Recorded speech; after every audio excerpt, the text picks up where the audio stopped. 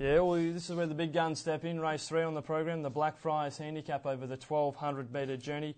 Pretty good lineup too. Looking forward to this event. We're going to go and have a look at the last start win of King Cool Cat.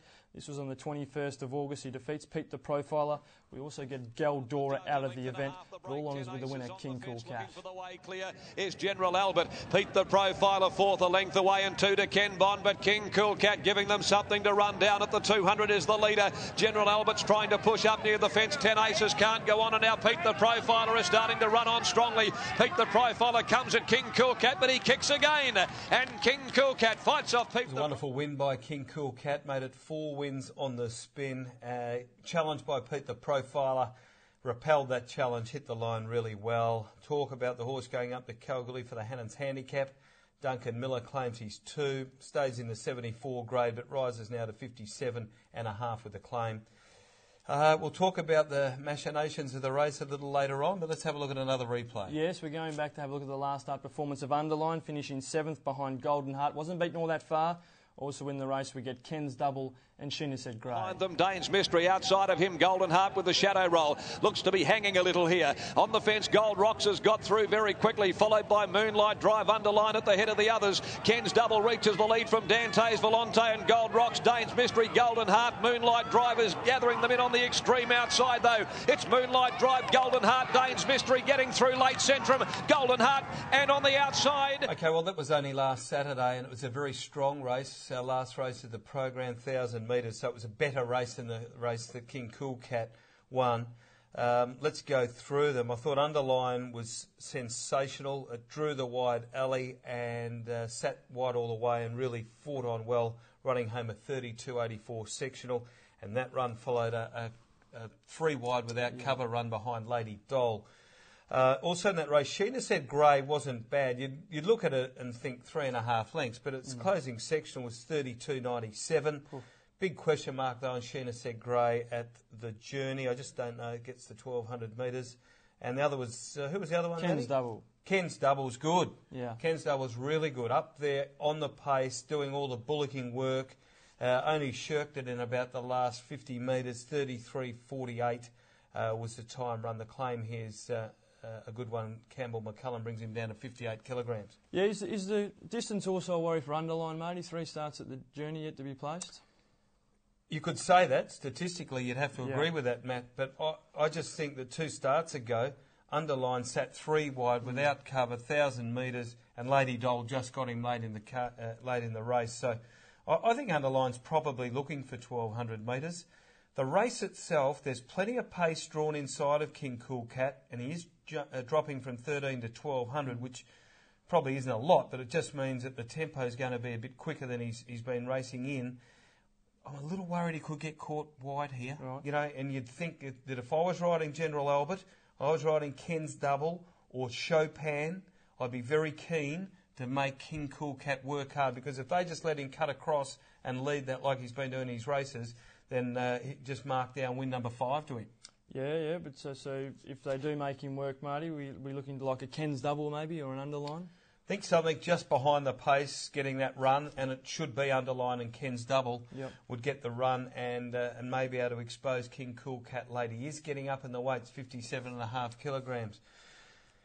I get the feeling you're leaning towards the Underline form line. I am. Yeah. And the one thing that stops me from being, or 2 things confident about Underline, racing 3 weeks in a row, had 2 really hard runs. Yep. So whether or not Underline can handle that and go again, really like the claim for Kira Yule, gets him into 53.5 kilos, and Ken's Double, 58, gets a nice run. It's been running in races like the Beaufine and the Newmarket. This is a nice drop in class for Ken's Double. I'll go for Underline to beat King Cool Cat and Ken's Double. To the owners of King Cool Cat, if he does happen to win, don't peg me off at the course for not tipping it. I love his horse, and if he wins, he wins. But we can't tip him all the time. No, you can't, matey. Well, he's looking for 5 in a row. Yeah. But you're going number 4 Underline in a race 3 on the program. Good race, the Blackfriars Handicap over 1,200 metres. And before we go on to for our good sponsors, Durham Lodge, Blackfriars, what a superstar stallion. He just needs a Group 1 winner now to really launch him $8,800. Make sure you get on to durhamlodge.net.au and find out all about Blackfriars. His batch of 2-year-olds last season, sensational. Headed up, I think, by Miscondition, which had been about the best of them. Yeah, Miscondition. No, he's had some very nice horses. It was about 5 or 6, maybe even 7 2-year-old winners last year. Yep. They normally get better with age, but like yourself, Matty. Race 4, the Perth Racing Newsletter subscription handicap, 2:15 start time, 74 plus 1,600 metres, Matty. Let's go back and have a look at Sentenza's last start win over Brunello. Tackled and headed by Caller One. Sentenza a length away, and now beginning to wind up is Heartache from Brunello. It's Caller One inside the 150 from Sentenza. Brunello, Heartache, she's struggling to pick them up. Sentenza joined on the inside by Brunello. Brunello shot through. Sentenza kicks. They hit the line. Sentenza. Fighting win on that occasion by Sentenza. It was only his third career start and his first win for some time. Back on the 21st of August. Other runners in the race. Caller One was in 5th position. Never really got into the race. Prevaricate was 4th. Was up on the speed. I think he lacks a bit of class. And Heartache, well, she was back in the field. She over races and she loomed, but she just couldn't quite reel in the leaders. The smaller field, once again, Marty, even though it's a field of 9, there doesn't appear to be any speed in this race whatsoever. We've got the horses like Cohort, Heartache, they'll all go back. Zara have been racing back. Caller One, Mystical Zar, they'll all go back in the field. I think maybe a horse like Great Wall of China, when he was racing in Victoria, he did used to race on the speed.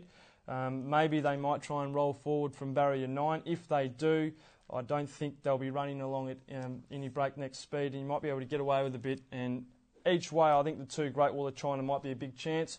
The 3 Cohort, I think he's been a little disappointing.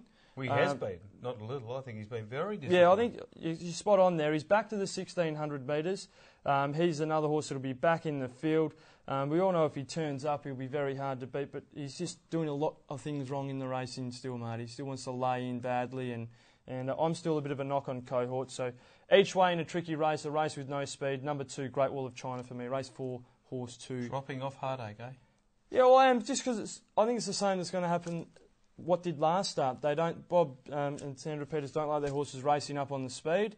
That's fine. And I think once again she'll be back, she'll be pulling, and it's going to make it hard for her to get over the top of them. So I'm just going a bit outside the square. Each way, race 4, number 2, Great Wall of China for the punters. Something each way.